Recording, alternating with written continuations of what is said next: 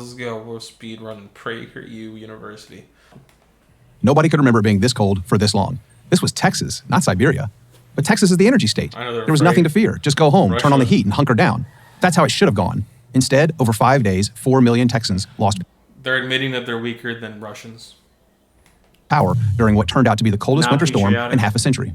Hundreds died, including an 11-year-old boy who froze to death in his sleep.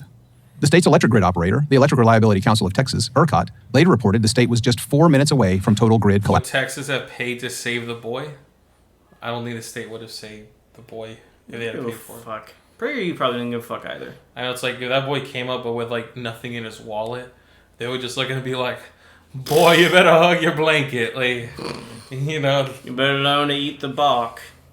Or become a slave to like the hospital until you pay off your debt. The media was quick to blame the state government for not being fully prepared and not acting fast enough.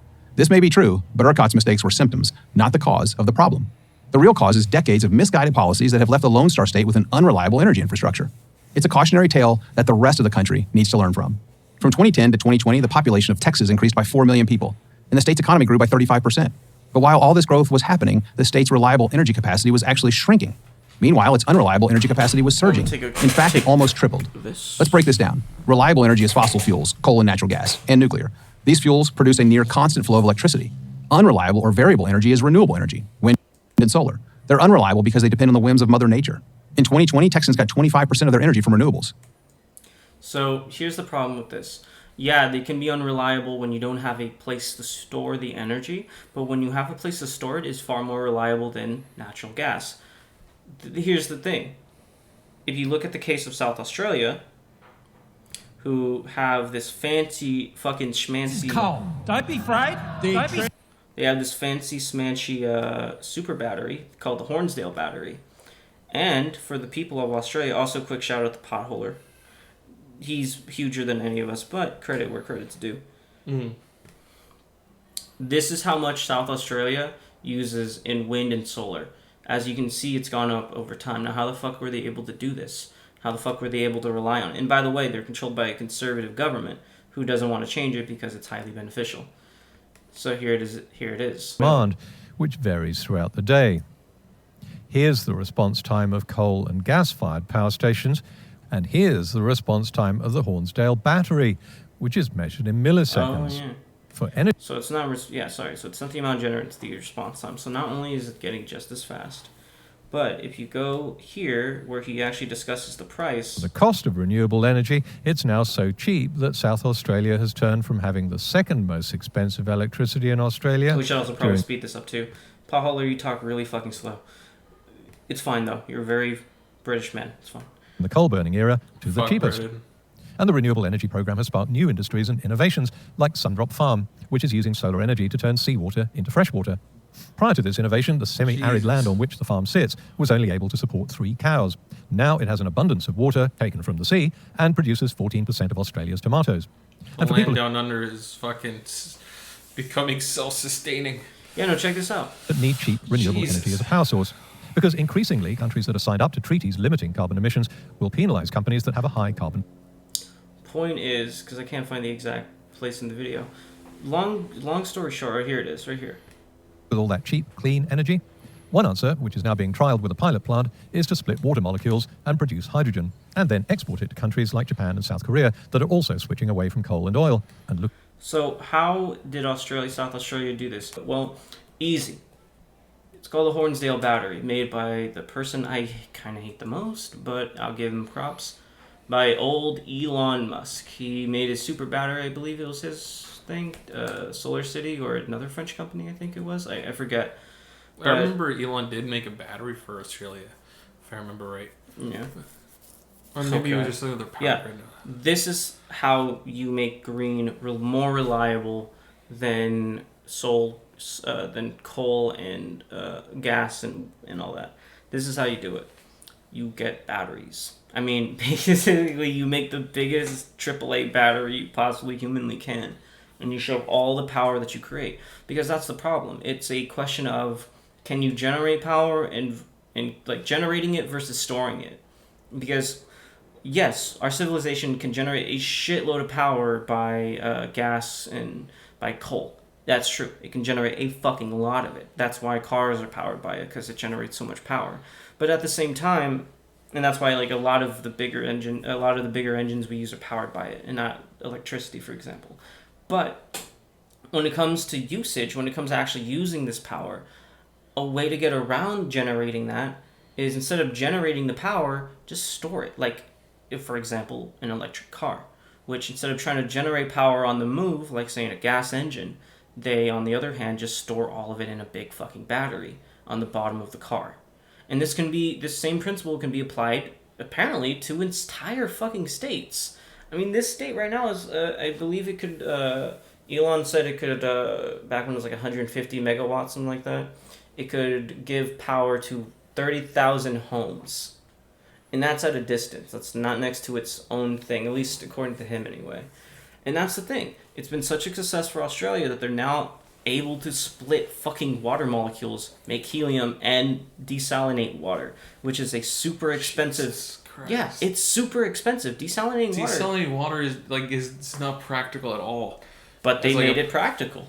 They did. So when these fuckers tell you that green energy is unreliable, they're fucking bullshitting you. It's not true. We need to invest in green power to make it large enough and scale up. They're just saying that Texas couldn't do what Australia could. They're saying that they're below Australia. We're better than Australia. No offense, Australia, but we're America. Mm-hmm. Okay? You guys got the biggest battery. I think California's working on a bigger battery. Texas should too. Imagine if for a second Texas had its own giant battery. It would have been able to weather this shit much easier. They want to smell the sweet, sweet oil in the morning, the coal burning. They want to smell true America. During the February storm, however, that fell to 8%, at one point reaching a deadly low of just 1.5%. The reason?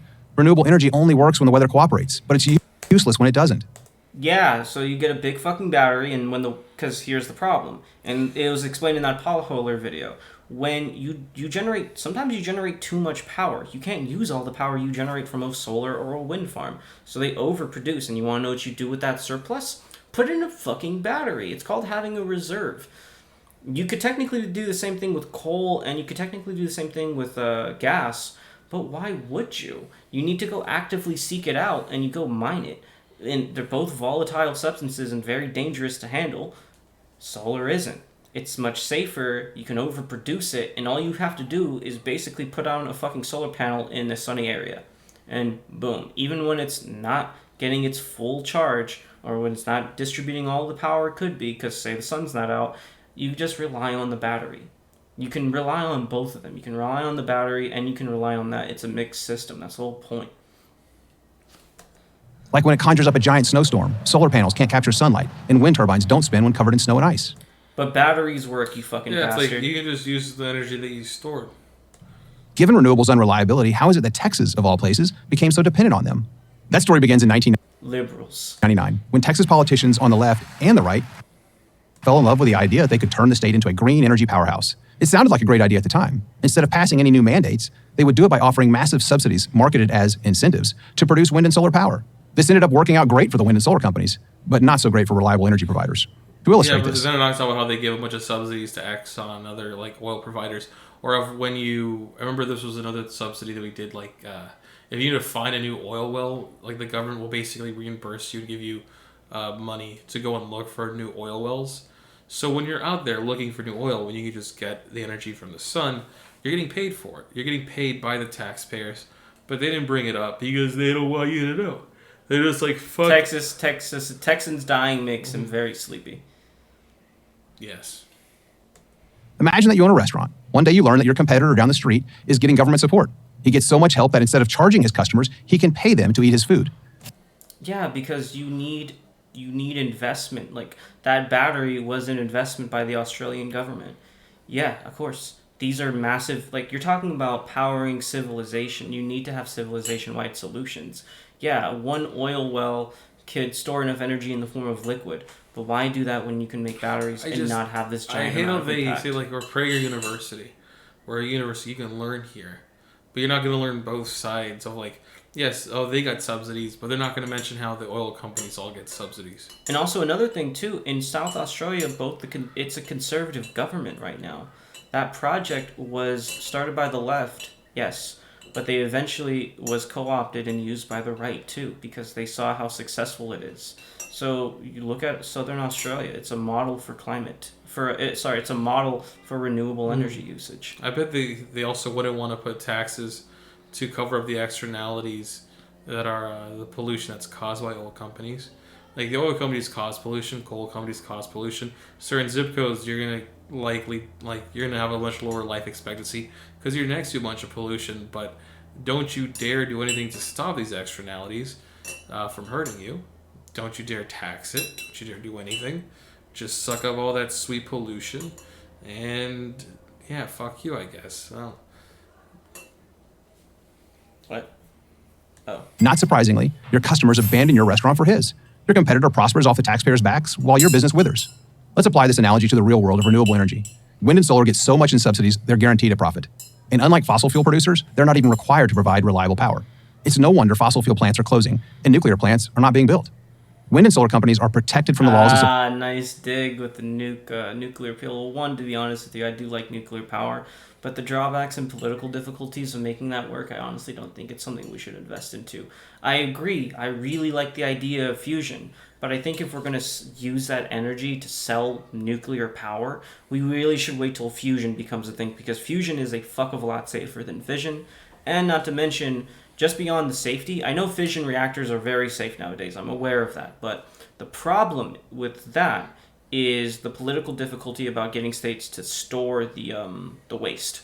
That is very difficult. Like, if you're Arizona, do you want a bunch of fucking nuclear waste? Well, we actually built a place to store, like, all of America's waste. The problem is, how are you going to get it to the place? I forgot if it was in Utah or Arizona. Oh, yeah, it's also a safety hazard, too. Yeah, it's like you're going to transport all that nuclear waste. There's some fears about it. It's like, how are you going to do that? Like, the transportation costs. Also, if there's a terrorist or some crazy dude, they could try to blow up the transportation. I mean, we have ways to cover up the waste. It's just, it's going to cost a good bit. Yeah, I really do think that if fusion is the dream energy solution that it is, we should really wait and put the political capital into fusion power and not nuclear fission. Yes, I know fission's safe, I know fission's efficient, I know fission's green. But at the end of the day, there are models for solar energy that work. And until fusion gets off the ground, I really don't think we should be using that energy on fission. I like fission, I do. But at the same time, like, I would rather fusion be the long-term solution. It's the dream energy source, assuming that it actually works. But, you know, a dream is non-material, right? So... Supply and demand. They can't lose. And the fossil fuel plants can't compete. That's how out of whack with Texas... Oh my god, they can't compete. They provide fucking the majority of the nation's power. How the fuck... Okay. Yeah, they can't compete. They just provide all of America's power, sea to shining fucking sea. And they're just not competing. They're just fucking struggling. Dude, what type of fucking warped ass worldview is this? This is the US government's own fucking thing. Check that out. Renewables. 12 fucking %. The vast majority of our country gets its fucking power from petroleum, natural gas, and coal. Oh wow, coal's actually pretty minor now. But yeah, we still burn a shitload of pollutants. Renewables do not make up the majority of our power. Like, not even close. Maybe he thinks natural gas is a renewable energy.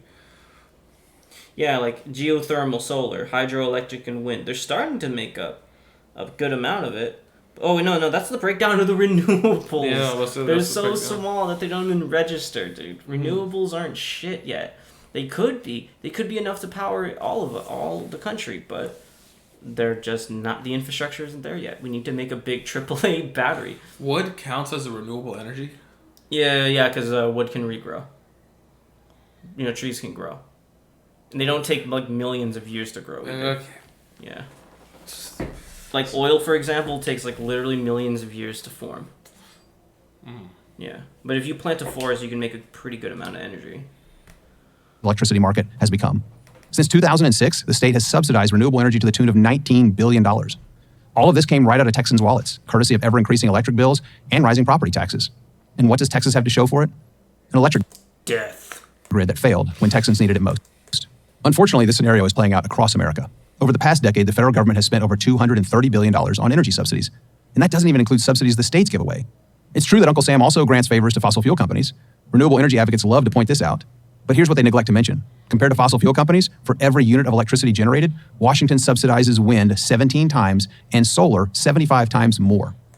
Yeah, well, guess what? If you just start building the batteries and investing in that kind of infrastructure to store the energy we make, guess what also happens to green? It drops in the overall cost, not just to the people producing the shit, but the people paying for it. It happened in South Australia. Yet despite all this aid, renewables provide just 4% of the country's total energy supply. The verdict is in. Renewable energy is expensive and unreliable. And if it can render America's leading power producer powerless, it can do the same to your state. Government... All right. Yeah, no, that's bullshit. It can easily provide enough power for civilization. All it just depends on how we use and store. We need to have the infrastructure there. It's about building the infrastructure. Oil and gas has the distinct advantage of being there for fucking centuries. We have been mining this stuff forever. So of course it's going to have a better start. Of course it's going to be better until we build that same level of infrastructure. It's called transitioning, you fucking dumb fuck. Yeah, you can't build an entire civilization's worth of fucking infrastructure, hundreds of years of infrastructure, within 6 to 7 to hell even 10 years. It takes a long time to do. It took Australia at least a couple years to do it on their own way. And that was a whole, like, their states are massive. I mean, Texas is also huge as well. It's a huge state. But at the end of the day, like, you need to be willing to build that infrastructure in so that renewables have a fighting chance.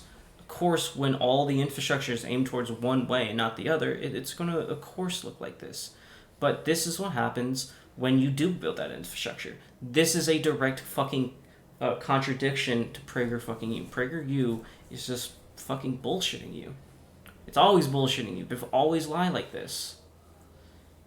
Senior politicians in the federal government had warned that the push for renewables in South Australia would lead to an unreliable power supply and higher electricity prices. The reality is that since the Hornsdale battery has been built, the electricity supply in South Australia has been pretty stable and even has advantages over coal and gas. One of the headaches of grid engineers is trying to regulate the output of electricity from power stations to meet demand, which varies throughout the day. Here's the response time of coal and gas-fired power stations, and here's the response time of the Hornsdale battery, which is measured in milliseconds. For energy companies, this is less wasteful, much more economical, and much more efficient. And, you know, they may try to say, but Tesla did it. You know, it's the private market, but they're also subsidized. Yeah, that's fine. If you want to subsidize, yeah, they're subsidized, yeah. We should be aiming subsidies at these. It takes decades to build this type of stuff. As for the cost of renewable energy, it's Check this out, which is too. mentioned being expanded from 100 megawatts to n and paid for itself within just a few years, and so successful that it's been expanded from 100 megawatts to 150 megawatts. As for the cost of renewable energy, it's now so cheap that South Australia has turned from having the second most expensive electricity in Australia during the coal-burning era It's at $50. the cheapest. And the renewable energy program has sparked new industries and innovations like Sundrop Farm, which is using solar energy to turn seawater into fresh water. Dude, California could really fucking use some shit like this. We really do. Like, we're always in a drought. We've been in a drought forever. We're like one of the biggest solar. Like, I actually wonder. Like, I think they are working on a battery we told right now. Elon to leave. Told him, you know, just be you have to spiteful live to our government cunt. regulations. You spiteful cunt. Your car company kind of it's whatever. Your space company's fine, and your solar company's fine. Your boring company fucking sucks though. Build us a battery. Stop building us boring tunnels, please. Enough with the fucking holes in the ground. They don't do shit. You just put RGB in them like I have in my fucking holes. background. I want to dig my holes. I want all my holes. Elon Musk's last name is literally Elon Stink. It's a good stink.